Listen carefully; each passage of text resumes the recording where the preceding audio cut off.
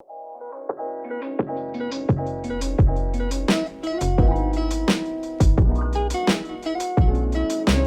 everyone, we're down here at IFA 2017 in Berlin. A massive thank you of course to Philips for actually sponsoring this visit and sending us out here. If you haven't already noticed, we're here at the Samsung booth.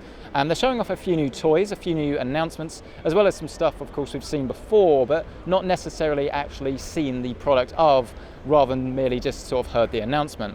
Now over to our right, we've got some televisions, and these have been sort of around for a few months now. They were announced earlier in the year. Samsung, of course, are not going for OLED technology. They're using what they are branding QLED, which essentially is about having brighter whites and what they're describing as a greater color volume. There's not really anything particularly new here to talk about, but they are sort of touting that their TVs are some of the best for gaming with millisecond response times around about 20, so 20 ms. But one thing that is here that is quite new is the Note 8, which was announced a week ago in New York, but this is sort of the first time they're actually showing it off in Europe, and it's the first time I've actually got a chance to see it.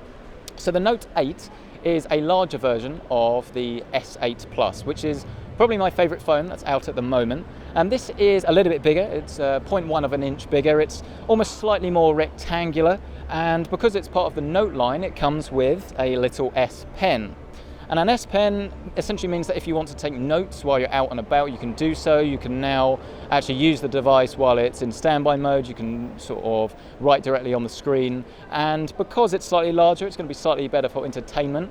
But really the main feature for me, and the thing I think I would use the most here, is the fact that we've got two cameras. We've got a standard camera, there's exactly the same one as we saw on the S8 Plus, but now we've got optical 2x zoom that you can actually use in tandem and do some what they call live focus, which is essentially doing like a DSLR effect where you're blurring out the background more, and you can get some pretty cool effects. So that's Note 8, not the newest announcement, but still actually something that is quite new. But one thing that I'm actually really excited about, and something that I've been wanting to see with my own eyes for quite a while, if you like, are monitors, because they've only gone big with a pretty ridiculously large monitor. I mean, it's 49 inches across. It's absolutely crazy. And it's curved as well. It's absolutely huge. And essentially it's like having two, I think it's 27-inch 1080p monitors sort of sandwiched next to each other. And the result is you get something that is uniquely immersive. And while it's not going to be the absolute best thing out there for content creators that want really sharp images, you've just got so much real screen real estate, and when you're doing something like gaming, it's going to be more immersive than pretty much any other solution out there on the market. But if you're not into something that's quite that big, then you might be interested that they're now showing off some of their HDR monitors. These use VA panels with a 1 millisecond response time.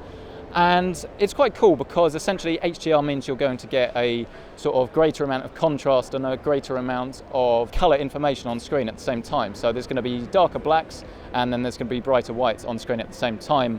And these are curved, they're 27 inches across. Hopefully we'll be getting those in for review very soon. But the new announcements that I did promise you were going to actually be happening are over here, and they're in the wearable department. And these don't use Android Wear like you will find on some of their competitors. They use Samsung's own software. But I'm actually a big fan of wearables. They've not necessarily caught, if you like, the market as well as Samsung would have hoped. So there are two wearables that Samsung are wanting to show off. We've got the Gear Sport and then the Gear Fit 2 Pro.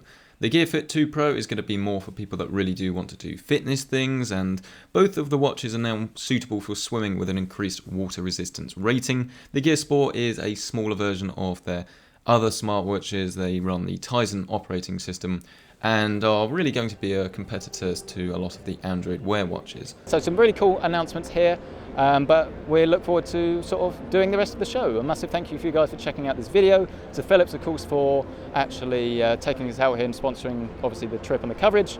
And stay tuned for more IFA coverage 2017.